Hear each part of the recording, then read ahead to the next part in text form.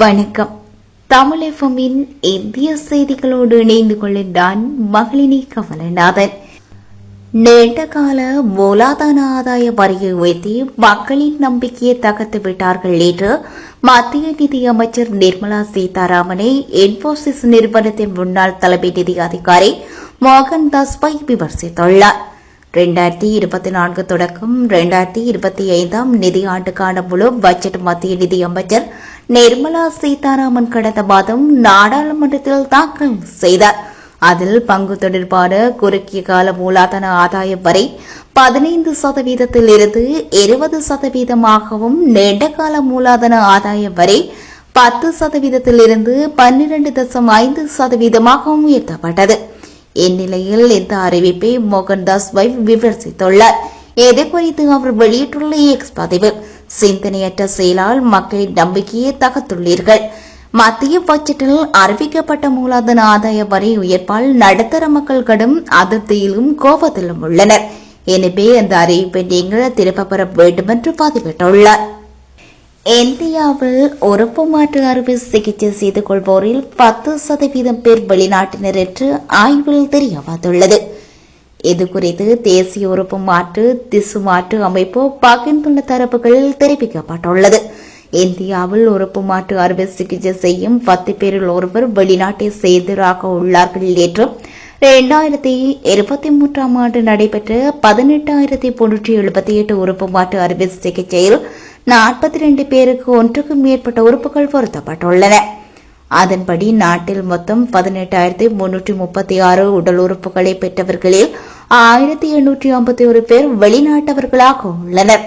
அதிகபட்சமாக டெல்லியில் வெளிநாட்டை சேர்த்து 1,445 பேருக்கு உறுப்பு மாற்று அறுவை சிகிச்சை மேற்கொள்ளப்பட்டுள்ளது.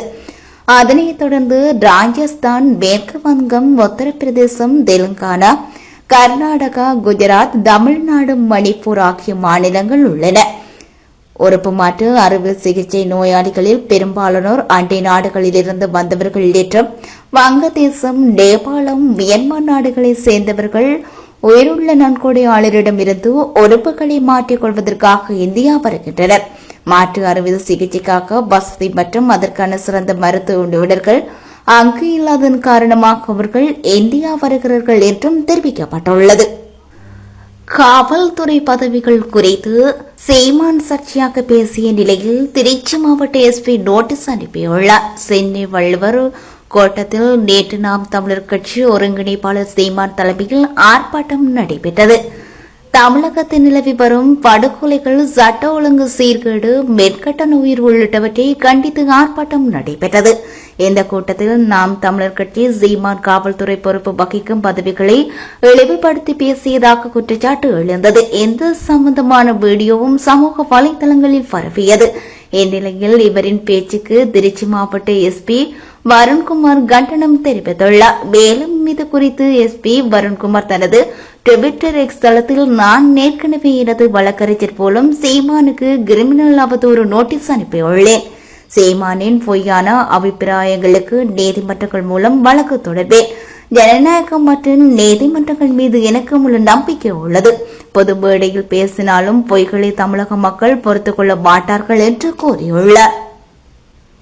இந்திய அரசியலமைப்பின் சட்டப்பிரிவு 370 நீக்கப்பட்ட இன்றுடன் 5 ஆண்டுகள் நிறைவடைவதை முன்னிட்டு ஜம்மு காஷ்மீரில் பாதுகாப்பு பலப்படுத்தப்பட்டுள்ளது. மத்திய அரசு கடந்த 2019 ஆண்டு ஆகஸ்ட் 5 அன்று ஜம்மு காஷ்மீருக்கு சிறப்பு அந்தஸ்து வழங்கும் அரசியலமைப்பின் சட்டப்பிரிவு 370 ரத்து செய்ய உத்தரவிட்டது. அது மட்டுமன்றி ஜம்மு காஷ்மீர் மறுசீரமைப்பு சட்டத்தையும் கொண்டு வந்த மத்திய அரசு மாநிலத்தை இரண்டாக பிரித்து லடாக் மற்றும் ஜம்மு காஷ்மீர் என்ற யூனியன் பிரதேசங்களாக மாற்றியது. இந்த சட்டப்பிரிவை நீக்கியதற்கு பல்வேறு அரசியல் கட்சிகளும் எதிர்ப்பை தெரிவித்திருந்தாலும் இந்த நாளின் நினைவாக பாஜக பல இடங்களில் நிகழ்ச்சிகளை நடத்தவுள்ளது. ஏனெனில் காஷ்மீரில் சிறப்பு அந்தஸ்தை நீக்குவது பாஜகவின் நீண்டகால தேர்தல் வாக்குறுதிகளில் ஒன்றாக இருந்தது. எனவே இந்த நாளில் பயங்கரவாத தாக்குதல்கள் நடத்தப்படலாம் என்பதால் பாதுகாப்பு அமைப்புகள் மூலம் எச்சரிக்கை விடுக்கப்பட்டுள்ளது. பாதுகாப்பு அமைச்சுகளுக்கு போலீசாரால் அனுப்பப்பட்ட செய்தியில் பாதுகாப்பு கான்வாய்கள் நடமாட வேண்டாம் என்றும் மது விற்பனையை இன்று தடை செய்யுமாறும் கூறப்பட்டுள்ளது.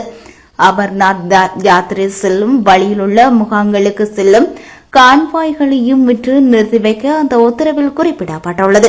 இருப்பினும் அமர்நாத் யாத்திரை பாதைகள் மற்றும் தேசிய நெடுஞ்சாலை பணிகளில் உள்ள நிறுவனங்கள் வழக்கம் போல செயல்பட உத்தரவிடப்பட்டுள்ளது.